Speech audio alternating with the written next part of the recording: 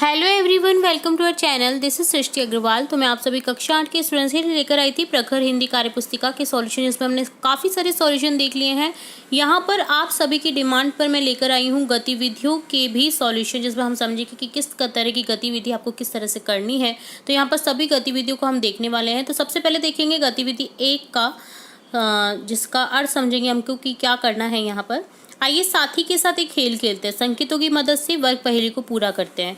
तो आप देखिए यहाँ पर बाएं से दाएं और ऊपर से नीचे संकेत दिए हुए हैं। इन संकेतों को आपको पढ़ना है और यहाँ पर पहेली में लिखना है। जैसे यहाँ पर फर्स्ट है बाएं से दाएं, ओके, लेफ्ट टू राइट, महिलाएं का एक वचन। तो महिलाएं का एक वचन हो जाएगा महिला। इसी तरह से ताली का बहुवचन हो जाएगा दूसरे नंबर पे तालियां। इसी तरह से एक से अधिक नदियां तीसरे नंबर पर देखिए, एक से अधिक नदियां, तो यहाँ पर हो जाएगा नदियां। वधु का बहुवचन फोर्थ नंबर में, वधु का बहुवचन वधुएं। नेक्स्ट है घड़ी का वचन लिखिए, तो यहाँ लिखेंगे एक वचन। घड़ी में कौन सा वचन है? एक वचन। इसी तरह से ऊपर से नीचे देखिए, मछली का बहुवचन मछलियाँ, लाठी का बहुवचन लाठियाँ, तो यहाँ पर आपको ऊपर से नीचे लिख देना है। दूध का वचन,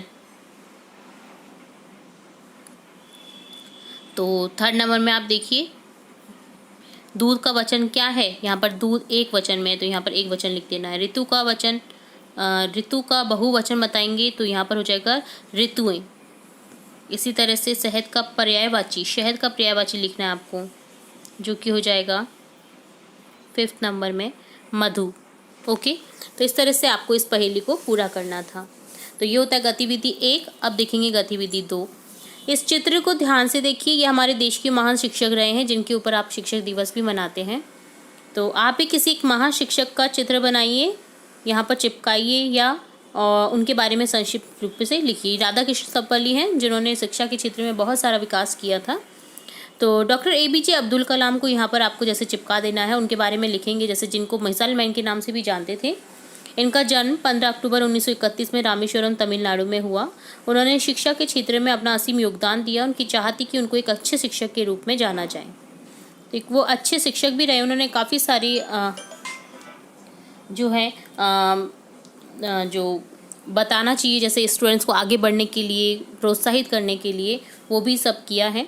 तो यहाँ पर आप किसी भी और भी जो आपके शिक्षक रहे हैं आपके जीवन में, आप किसी भी शिक्षक को जिसको आप बहुत ज़्यादा लगाव रखते हैं या फिर उन्होंने आपको अच्छी शिक्षा दी है, तो आप उनका चित्र यहाँ पर चिपका सकते हैं और उनके बारे में आपको यहाँ पर बताना है। नेक्स्ट देखेंगे गतिविधि 3 का सॉल्यूशन, जिसमें है आइए खेल खेलते हैं। खेलते समय अपने 1-2 साथी को भी साथ में लीजिए। आप माचिस की 24 तीलियों को चित्र के अनुसार जमाइए। तो यहाँ देखिए 24 तीलियों को आपको इस तरह से जमा देना है। 3-3 के बॉक्स बन जाएंगे, अपर रो लोअर रो, ठीक है। तो इस तरह से बन जानी है। ये जाली वर्गाकार दिखाई दे रही है, ये एक वर्गाकार जाली अपने में अनेक वर्ग छिपाए हुए हैं। जरा आप गिनकर बताइए कि इसमें कुल कितने वर्ग छिपे हुए हैं। तो देखिए 1 2 3 4 5 6 7 8 9, 9 तो ऐसे ही दिख रहे हैं। देखिए वर्ग, अब उसके बाद में देखिए एक ये बड़ा वाला हो गया, कौन सा, ये एक वर्ग, 1-2 वर्ग ये हो गए। इसी तरह से 3 वर्ग, 4 वर्ग, ठीक है, और एक 5 पूरा। तो टोटल 5 और 9 कितने हो गए? 14 वर्ग हैं यहाँ पर, ओके। और एक ओवर वर्ग भी होगा।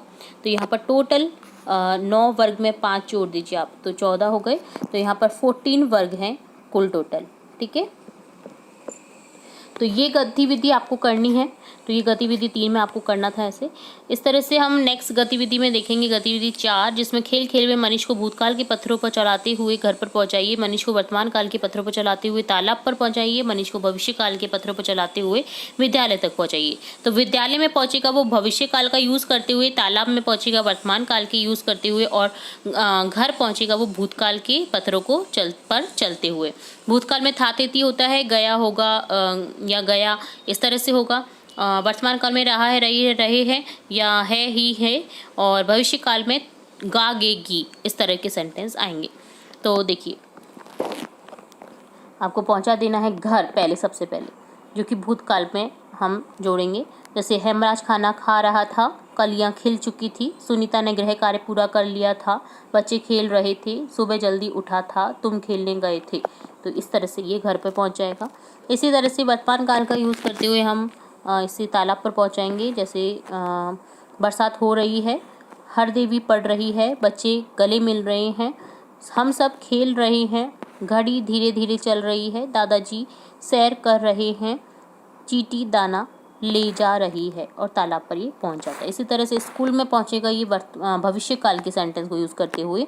जैसे मैं बड़ा होकर डॉक्टर बनूंगा, नानी जी कल आएंगी, मामा नहीं आएंगे, पिताजी पुस्तक पढ़ेंगे, आशा गीत गाएगी, सर आते ही होंगे, गाय दूध नहीं देगी।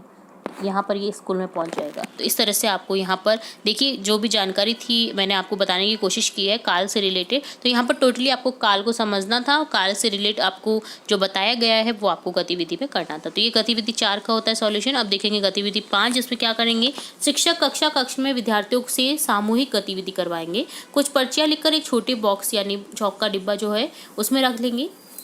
विद्यार्थियों को बारी बारी से बुलाकर उसमें से एक पर्ची चुनने को कहेंगे।